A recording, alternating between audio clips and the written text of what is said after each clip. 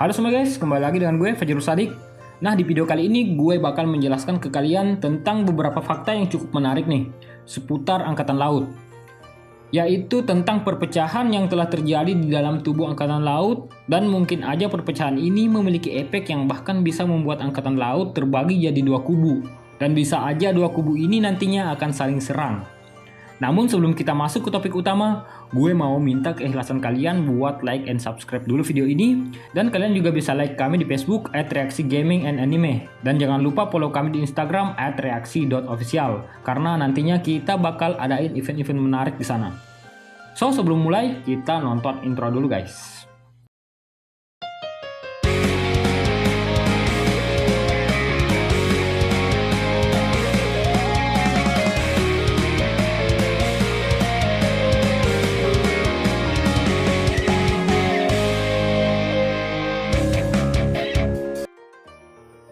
Marine atau Angkatan Laut.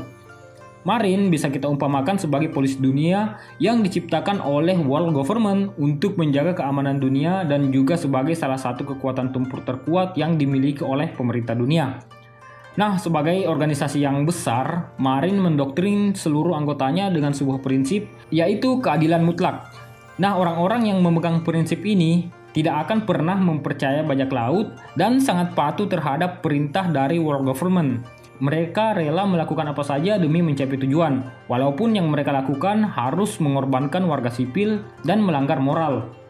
Nah, contoh besar pemegang prinsip keadilan mutlak yaitu Akainu.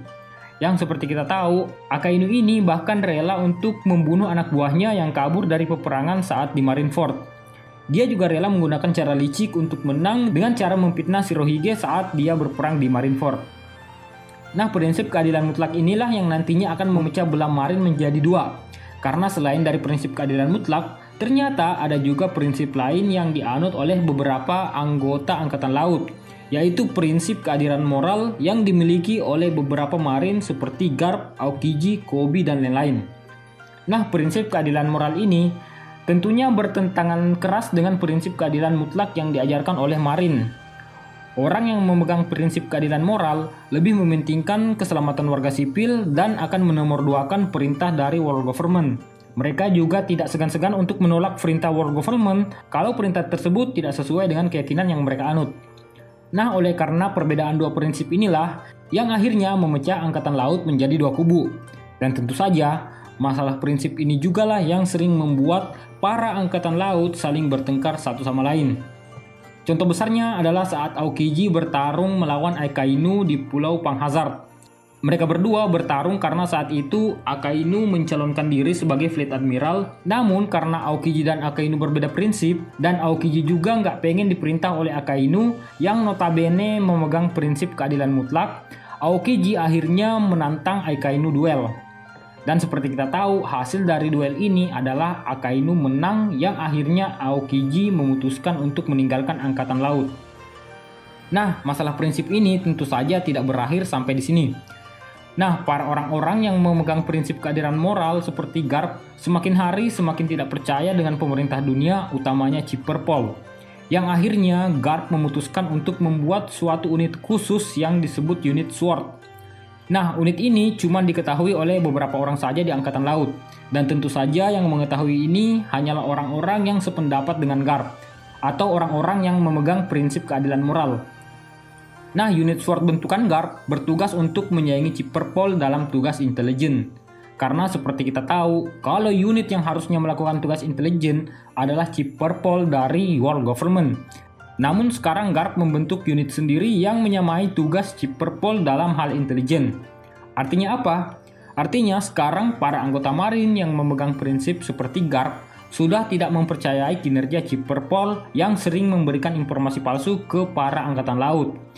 Yang akhirnya informasi palsu ini malah merugikan Angkatan Laut sendiri. Salah satu contohnya adalah saat Flamingo yang menggunakan statusnya sebagai Tenryubito, kemudian dia berkomplot dengan Chief Purple untuk memalsukan pengunduran dirinya sebagai Shichibukai. Chief Purple juga sebenarnya tahu soal bisnis tersembunyi yang dijalankan Doflamingo dan Kaido yang ada di Dressrosa. Namun mereka sengaja tidak membocorkannya kemarin karena mungkin saja pemerintah dunia juga mendapatkan untung dari bisnis Flamingo ini. Nah, jadi dengan terbentuknya SWORD secara rahasia, gue bisa simpulkan kalau unit SWORD ini punya potensi yang sangat besar untuk mengkhianati pemerintah dunia nantinya. Karena di antara SWORD dan World Government ada rasa tidak saling percaya di antara mereka. Nah, kemudian anggota unit SWORD yang kita ketahui sampai sekarang hanya ada 3 orang, yaitu Garp, Kobe, dan X-Drake. Dan ada kemungkinan juga Aokiji juga merupakan anggota unit ini, karena sepengetahuan gue, Aokiji adalah seorang yang mengidolakan Garp dan juga dia adalah orang yang memegang prinsip keadilan moral. Dan mungkin saja pertarungan dia dengan Akainu juga sudah direncanakan supaya dia punya alasan buat keluar dari Angkatan Laut dan kemudian bergabung dengan unit SWORD sebagai mata-mata. Nah, dan sebagai kesimpulan akhir, Marine sekarang sudah terbagi menjadi 2 kubu, yaitu pertama, kubu keadilan mutlak yang sangat patuh dengan perintah World Government atau Tenryubito, dan kemudian yang kedua adalah kubu keadilan moral yang secara sembunyi-sembunyi mulai membentuk kekuatan untuk memerangi pelanggaran yang dilakukan oleh para pemerintah dunia. Nah, sampai sini dulu teori gue seputar Angkatan Laut. Kalau kalian punya saran teori, pertanyaan, atau pengen kasih gue kritikan, silahkan tinggalin komen di bawah dan kita bakal lanjut diskusinya di kolom komen. Dan terima kasih buat kalian yang udah nonton video ini dari awal sampai akhir. Jangan lupa juga follow Instagram pribadi gue @fajrul.sadik. So, akhir kata, wassalam and see you on my next video. Bye.